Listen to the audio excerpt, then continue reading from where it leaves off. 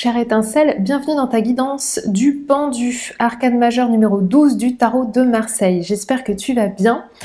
Comme d'habitude, je rappelle pour ceux qui arriveraient sur ma chaîne que je propose des guidances qui sont générales. Ça ne va donc pas résonner en tout pour tout et pour tout le monde.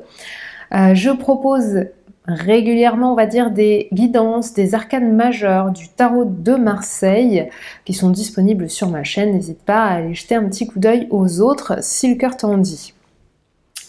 Alors, comme d'habitude, je commence d'abord par parler un petit peu de la carte du pendu. J'en parle un peu mais pas trop. Je ferai une guidance complémentaire à celle-ci. Donc, le pendu. Alors, très intéressant. On a l'arcane majeur numéro 12. 12, n'oublions pas que dans la numérologie du tarot, on est dans du degré 10 plus 2. 10 étant la roue de fortune et le 2 étant de la gestation. C'est-à-dire qu'on est au stade, on va dire, de méditation, de réflexion par rapport à ce nouveau commencement qui a été mis en place grâce à la roue de fortune. La particularité du pendu, c'est que c'est une des cartes les plus passives, on va dire, du tarot de Marseille. On voit ce jeune homme ici qui est pendu à un pied, donc on remarque, si vous avez déjà suivi mes guidances des arcanes majeures, qu'il a la même position ici au niveau des jambes et des pieds que l'arcane majeur de l'empereur, sauf que l'empereur, lui, il est dans une action vers un but précis, alors que le pendu, lui, il est dans une inaction vers un but précis. N'oublions pas que la carte qui la précède est l'arcane numéro 11, l'arcane de la force, dans le tarot de Marseille, puisque ce n'est pas le même dans le tarot de Rider-Waite.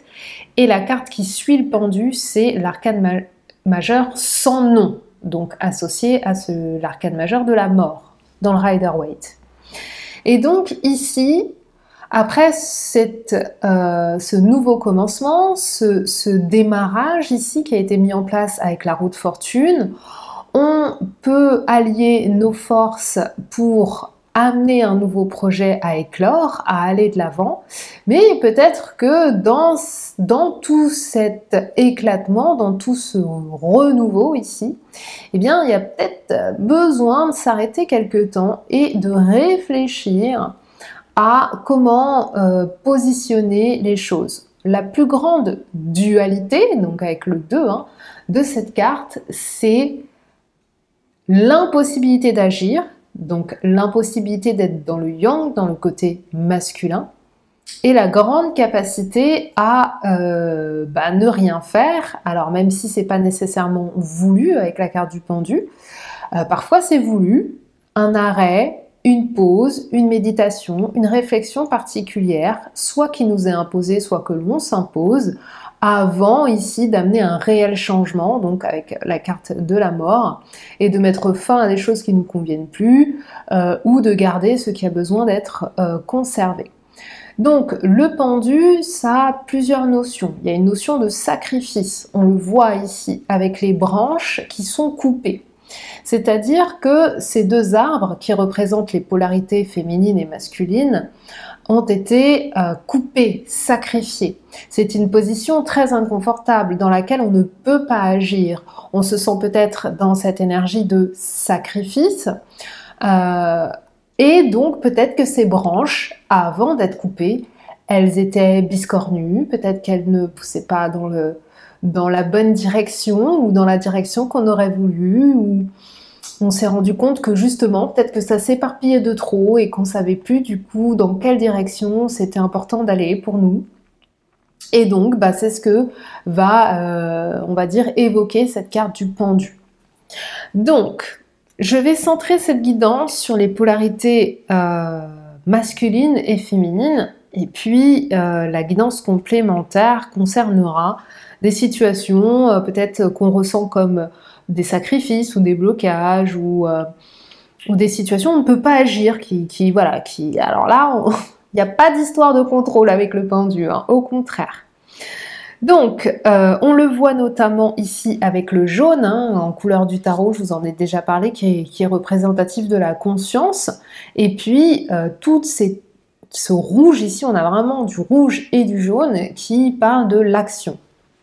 Et on a aussi un peu de bleu hein, qui parle de réceptivité dans toutes ses formes. Donc c'est parti, je te propose d'aller regarder ici avec l'énergie du pendu comment équilibrer tes polarités. Voilà.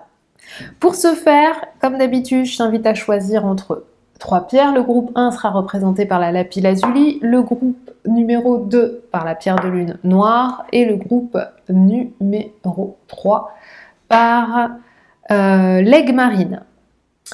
C'est parti, on se retrouve tout de suite, fais ton choix. Coucou à toi qui as choisi la lapis lazuli, c'est parti. Voyons voir ce que le pendu souhaite te partager pour équilibrer tes polarités féminines, masculines. On va commencer par ton énergie, toi aujourd'hui par rapport à cette polarité. Les polarités, hein, je rappelle, c'est est-ce que je suis trop dans l'action, est-ce que je suis pas assez dans l'action, est-ce que je suis peut-être justement comme cette énergie du pendu un peu trop réceptif et pas assez du coup les pieds sur terre, hein, comme on le voit sur cette image du pendu. C'est parti, toi par rapport à ton énergie masculine et ton énergie féminine. Toi par rapport à tes polarités. Très intéressant. On a la justice. Ok. Ce vers quoi te pousse ton côté féminin. Ta polarité yin.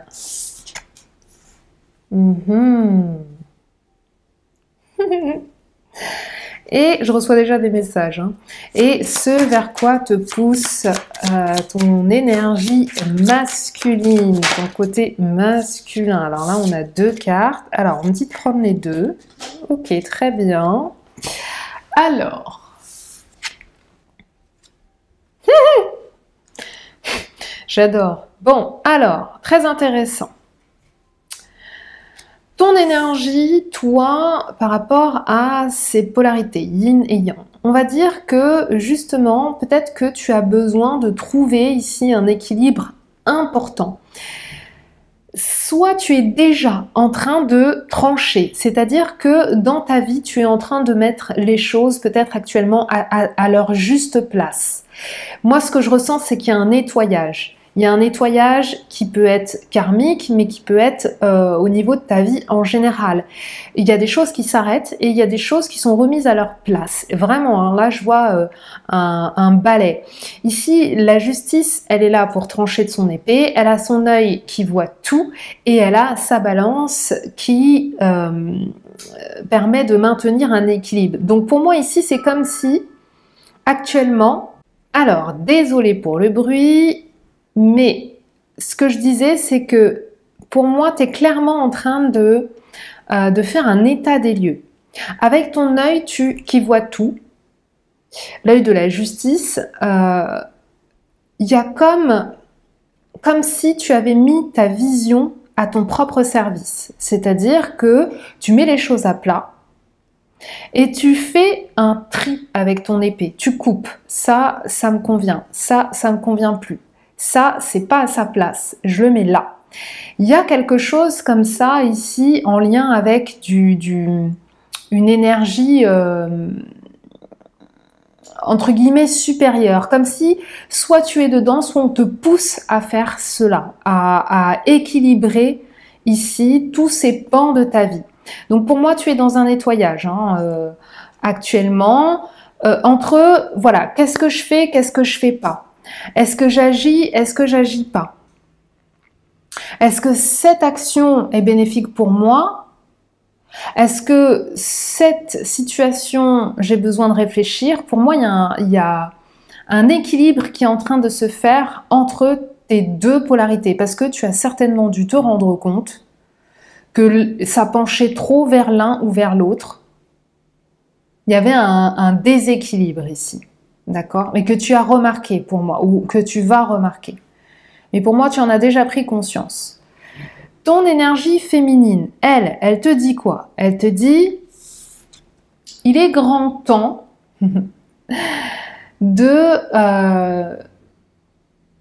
d'être dans cet état de conscience de soi. Ici, l'énergie de l'amoureux, c'est une carte qui parle souvent de faire un choix de cœur. Mais moi, ce que j'entends ici, c'est que ton énergie féminine te pousse à te choisir. C'est-à-dire que plutôt qu'aller mettre ton énergie à l'extérieur, ici, il y a trop de protagonistes sur la carte. Il y a trop de monde. Il y a un ange, il y a deux personnes, on ne sait pas s'il y a négociation, s'il y a hésitation. On a quelqu'un qui a besoin ici de choisir entre peut-être soit le cœur et la raison, soit justement l'action et l'inaction. Mais ici, finalement, cet ange, pour moi, il lui met ici la flèche dans le cœur. Et l'amour de soi, c'est la première chose que l'on peut s'offrir avant de recevoir l'amour de quelqu'un d'autre.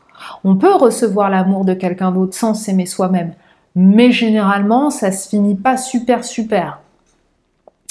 Et ici, ton côté féminin t'invite à te reconnecter à toi, à l'amour de toi. C'est tout ce dont tu as besoin. Ton côté masculin, lui, c'est drôle parce que dans le côté masculin, on a deux cartes de réceptivité et on a la carte qui suit le pendu, c'est-à-dire l'arcane sans nom.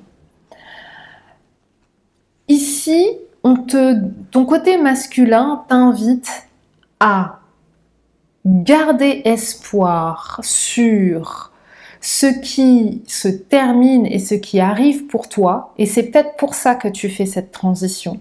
Mais surtout, dans l'énergie masculine à proprement parler, ici, ton côté masculin t'invite à te choisir pour mettre en place après des actions, pour trancher des têtes, pour couper. Ici, on est dans la prolongation de l'épée de la justice, pour couper toutes les racines des arbres, peut-être même l'arbre en entier, parce que là on voit que le pendu il est suspendu à deux bouts d'arbre, mais peut-être que ces deux bouts d'arbre en fait ils servent plus, et peut-être que ce serait bien aussi de les couper eux-mêmes.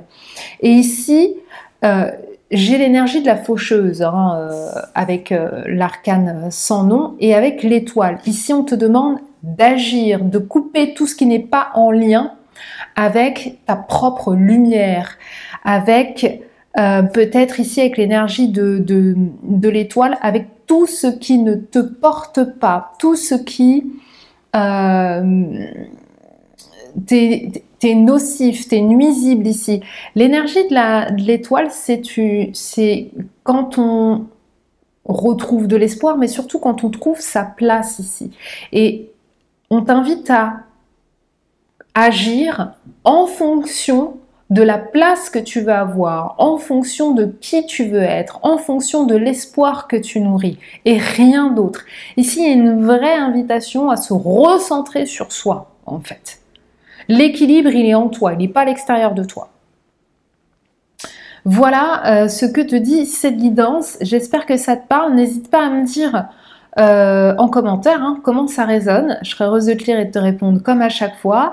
Si tu as aimé, n'hésite pas à liker, partager, commenter cette vidéo et t'abonner si ce n'est pas déjà fait. Je t'embrasse fort et je te dis à tout bientôt pour de nouvelles vidéos. Ciao, ciao. Coucou à toi qui as choisi la pierre de lune noire. C'est parti. Voyons voir ce que tes polarités ont à te dire pour équilibrer tes énergies masculines et féminines. C'est parti, on va commencer par ton énergie par rapport aux polarités. Alors je le redis, les polarités c'est le côté yin-yang, masculin, féminin, action, réceptivité. Donc peut-être que tu nourris trop un côté plus que l'autre.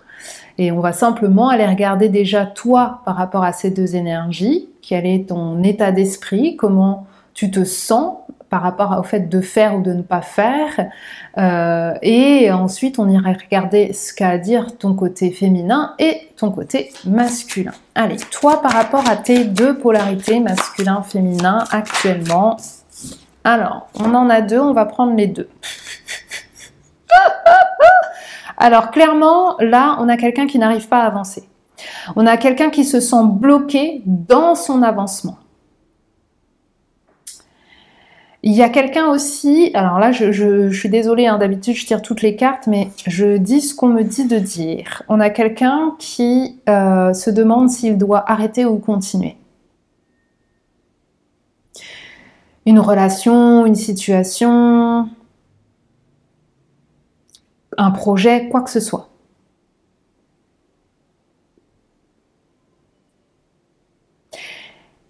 Ici, on a quelqu'un qui peut-être aussi s'est arrêté dans sa lancée pour choisir sa direction. Parce que l'arcane majeur du chariot, je le dis souvent, on a toujours cette magnifique image le chariot, c'est l'énergie de la conquête, de la réussite, de l'avancée. Simplement, sur chaque carte, toujours, les chevaux soit ne vont pas dans la même direction, soit ne regardent pas dans la même direction. Donc ici, pour moi, tu es à une croisée des chemins et tu es perdu, tu ne sais pas dans quelle direction aller. Et pour ça, eh bien, soit c'est toi qui t'es... Enfin, moi, j'ai vraiment l'impression qu'on t'a imposé cette situation. D'accord? On t'a imposé une situation bloquante. Qu'est-ce que ton côté féminin à te dire dans cette situation? À mettre de l'eau dans ton vin. On te dit que peu importe la manière dont tu ressens cette situation, tu es protégé. Ici, ton côté féminin t'invite à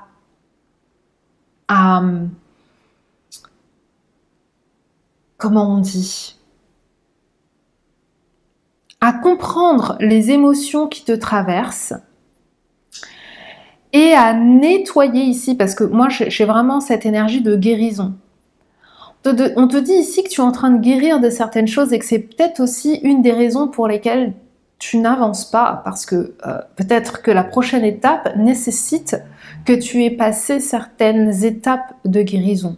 Ton côté féminin t'invite ici à comprendre que dans cette situation, dans ce projet, il y a besoin de faire des compromis. Il y aura besoin ici d'asseoir ce que j'entends, c'est la flexibilité. Ton côté féminin t'invite à être flexible. On me dit comme le roseau. Le roseau plie mais ne cède pas. Donc il y a une histoire de compromis ici. Il y a une histoire de négociation, de compromis et de guérison pour certains.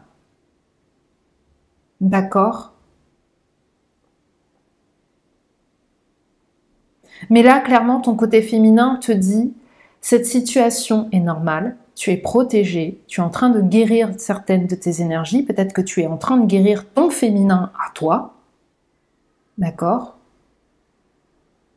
Et qu'on t'invite à apaiser cette situation en mettant de l'eau dans ton vin, en étant dans une énergie d'équilibrage, d'accord, énergétique. Parce qu'ici, on a le serpent de la vitalité, hein, d'accord, bon. Enfin, le serpent qui représente la vitalité, la vie, tout simplement, dans beaucoup de culture et d'égrégore, le serpent, bon, de toute façon, c'est soit quelqu'un qui t'en veut, soit c'est le symbole même de la vie. D'accord? Donc ici, il y a un recalibrage énergétique pour toi. Ton côté féminin t'invite à accueillir cette situation du mieux que tu peux, à comprendre que tu es guidé, que tu es protégé ici, que tu n'es pas seul dans cette situation, et que cette situation, ce projet, quoi que ce soit, nécessitera un compromis. Mais ce compromis, tu le feras quand l'énergie féminine, ta guérison, sera totalement installé quand tu auras appris à aller avec le flot de la vie aussi, hein, c'est un peu ce qu'on dit. Bon, ton côté masculin, qu'est-ce qu'il a à te dire ici dans cette situation?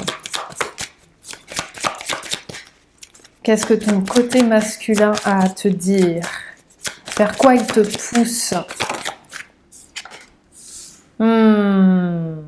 Très intéressant. Et comme le groupe 1, on a une énergie yin dans une énergie d'action.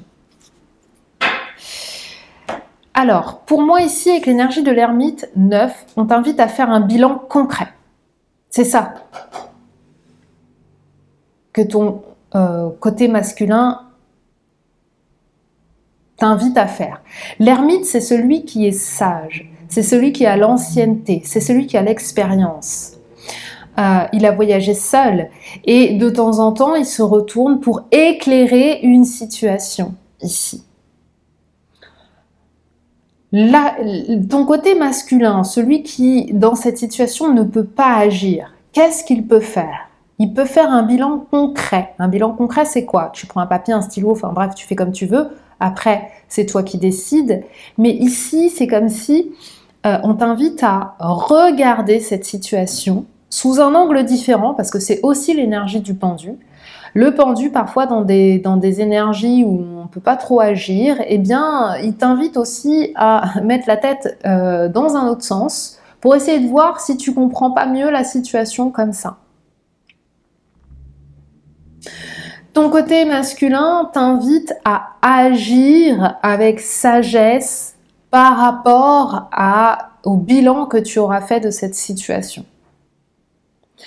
Quand je parle de bilan, je te donne un exemple. Tu prends un papier, un stylo et tu notes. Voilà. Qu'est-ce que j'ai envie de faire? Vers quoi j'ai envie d'avancer? Quelles sont les directions peut-être qui me sont proposées? Ok. Qu'est-ce que je peux faire et qu'est-ce que je ne peux pas faire? Ok. Et une fois que tu auras médité là-dessus, hein, je rappelle que le pendu, c'est vraiment une énergie d'arrêt, de gestation, de méditation, eh bien, là, tu pourras mettre des actions en place, mais d'une manière beaucoup plus sage, plutôt que de faire des choses de manière peut-être soit désespérée, pour absolument sortir d'une situation, ou autre. Voilà, c'est tout pour moi, j'espère que ça te parle, n'hésite pas à me dire en commentaire hein, comment ça résonne, je serai heureuse de te lire et de te répondre évidemment comme à chaque fois. N'hésite pas à liker cette vidéo, la partager, la commenter, à t'abonner si ce n'est pas déjà fait et je te dis à tout bientôt pour de nouvelles vidéos. Ciao ciao. Coucou à toi qui as choisi l'aigle marine, c'est parti, on va aller regarder ce que le pendu a à te dire sur tes polarités, comment les équilibrer, les messages ici par rapport à ces polarités, ces deux énergies. Donc je le rappelle, les polarités c'est le yin et le yang, le masculin et le féminin, le faire et le être, en gros. D'accord, donc je vais commencer par tirer une première carte qui va représenter toi, ton énergie par rapport à ces deux polarités, par rapport à ton féminin et ton masculin. Où est-ce que tu en es aujourd'hui? Toi par rapport à ces deux énergies ici, toi qui as choisi l'aigle marine. Eh ben on est dans la gestation aussi, hein? Ici, on a une personne qui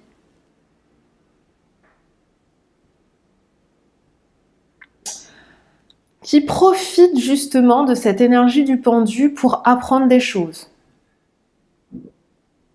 Peut-être apprendre à écouter son intuition aussi.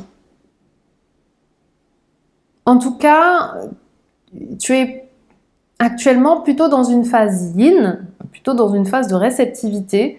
Tu t'instruis, tu apprends beaucoup de choses, tu lis peut-être des informations utiles et importantes. Peut-être aussi que tu es en ouverture hein, sur ta médiumnité ici, qui a des capacités qui sont en gestation, qui ne demandent qu'à être développées et qui peut-être nécessitent plus de connaissances, plus de savoir.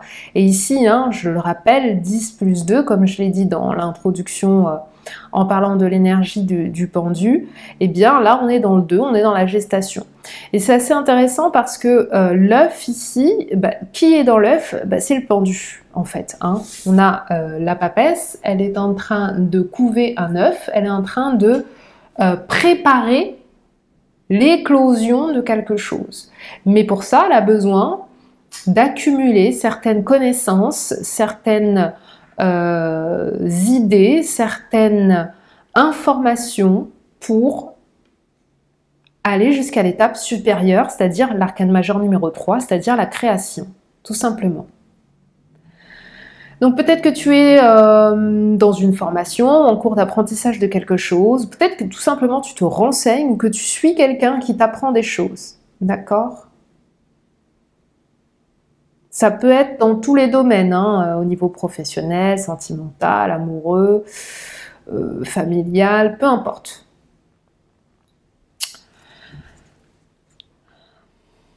Peut-être aussi que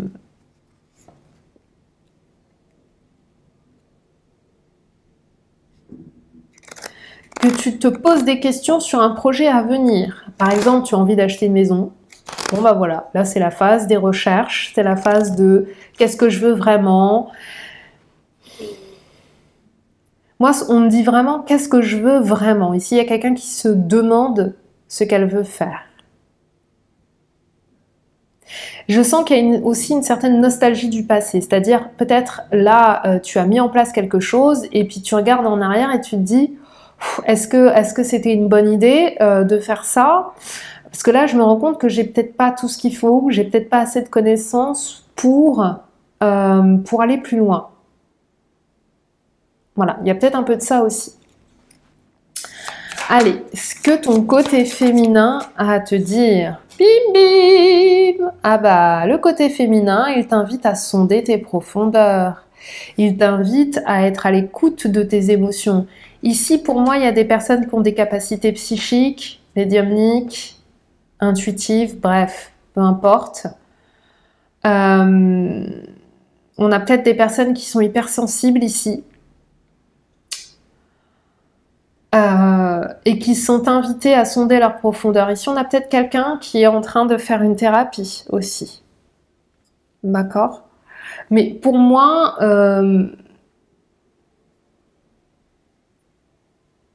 ce que ton côté féminin te pousse à faire ici, c'est à être à l'écoute de tes émotions. Peut-être à sonder ton inconscient aussi. Hein. Par différentes méthodes. Méditation, hypnose...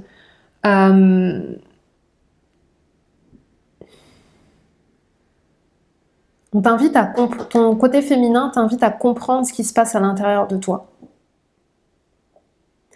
T'invite à aller regarder quelque chose qui est caché, qui est enfoui.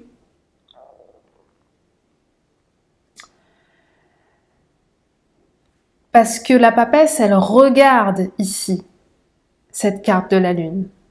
Donc ici, on a quelqu'un qui est invité à sonder ses émotions. Peut-être aussi qu'on a quelqu'un qui est en train d'essayer de découvrir un secret. Peut-être que tu sais que quelqu'un te cache quelque chose et tu essayes de trouver ce que c'est. Quoi qu'il arrive ici, soit il y a quelque chose de caché que tu essayes de découvrir, donc peut-être une connaissance cachée, comme je disais, qui t'aidera peut-être à déverrouiller l'étape suivante de la création, ou alors une personne qui a besoin d'écouter ses émotions, quelqu'un qui... Parce qu'ici, la papesse, elle est froide, enfin, elle est un peu blanche, elle est pas très... on n'a pas trop envie d'aller se frotter à elle, si tu vois ce que je veux dire. Donc peut-être aussi qu'on a quelqu'un qui a tendance à être froid ou inaccessible, ou dans la retenue, ou dans l'empêchement ici d'exprimer ce qu'il y a au fond d'elle-même, d'accord? Donc ici, ton côté féminin te pousse à sonder ici des émotions que tu n'arrives pas à libérer, des profondeurs, des choses assez inconscientes, ou peut-être un traumatisme qui a été refoulé ici et que tu as besoin d'apprendre, de comprendre, de libérer pour passer à autre chose. Ici, on me dit aussi que dans le cas de capacité psychique, c'est peut-être lié à la mère, hein. D'accord? Donc ce serait intéressant de questionner la maman ou de regarder là si ces capacités, elles sont pas liées à la lignée des femmes, hein. D'accord? Rapport aux deux femmes ici, la lune c'est la mère. Que te dit ton côté masculin? Qu'est-ce qu'il a envie de te dire? Le diable. Eh bien, ton côté masculin, il te demande de te faire plaisir. Il te demande d'y aller. Il te demande de d'oser ici. Aller vers ce qui te fait envie. Aller vers ce que tu désires ici. Elle est pas dans... Je vois vraiment pas ici le diable dans le sens péjoratif du terme. Le diable, il représente les tentations, les désirs et les plaisirs ici. Et là, on a quelqu'un qui est froid, qui ne va pas chercher ses émotions. Ici, ton côté masculin, qu'est-ce qu'il te dit? Il te dit de faire des choses qui vont te reconnecter à la joie de vivre, au plaisir. Ça peut être, je sais pas moi... je sais pas, partir en voyage ou acheter quelque chose qui te fera hyper plaisir, ou sortir avec des amis, bref, à te connecter, à agir vers ton propre plaisir, vers tes propres désirs. C'est un peu comme le groupe 2, mais c'est pas du tout la même énergie, c'est différent. Peut-être ici qu'on a une personne qui a des blocages sexuels aussi, hein, et qui est en train de faire une thérapie pour comprendre à quoi c'est dû, quelle information l'inconscient détient, cache, pour pouvoir se libérer ici de son énergie sexuelle aussi, hein. Il y a peut-être ça, hein, voilà, c'est fort possible. Et d'où les polarités masculin, féminin. Ici, on a la mer. Ici, bon, bah, on a le diable. Hein, on a les tentations, les désirs. Et ici, on a l'inconscient qui refoule des désirs ou des tentations ou des émotions qui n'ont pas pu être exprimées. Peut-être à cause, justement, peut-être d'abus ou de personnes qui ont pris l'ascendant sur nous. Et du coup, on a ce conflit masculin-féminin pour moi, hein. Pour moi, il y a quelqu'un qui, c'est peut-être pas tout le monde, mais il y a quelqu'un ici qui a peut-être vécu un traumatisme, peut-être d'ordre sexuel ou peut-être pas, mais du coup qui rentre en conflit soit avec la mère, soit avec le père, donc soit avec les femmes en général, soit avec les hommes en général. Et ici, il y a une introspection ici par rapport à ça. On essaye de comprendre, on accumule des informations pour mettre au clair toute cette situation. Donc, je dirais que ce qui domine quand même, c'est la passivité. On ne sait pas trop comment peut-être interroger ses émotions, cet inconscient. Mais en tout cas, on t'invite à agir par rapport à tes désirs, par rapport à ce qui te fait envie, par rapport à ce qui te nourrit. Voilà, c'est tout pour moi. J'espère que cette guidance te parle. N'hésite pas à me dire en commentaire comment ça résonne. Je serai heureuse de te lire et de te répondre comme à chaque fois. N'hésite pas à liker cette vidéo, la partager, la commenter, t'abonner si ce n'est pas déjà fait et activer la petite cloche pour être au courant des prochaines vidéos que je mettrai en ligne. Je t'embrasse fort et je te dis à tout bientôt pour de nouvelles vidéos. Ciao, ciao!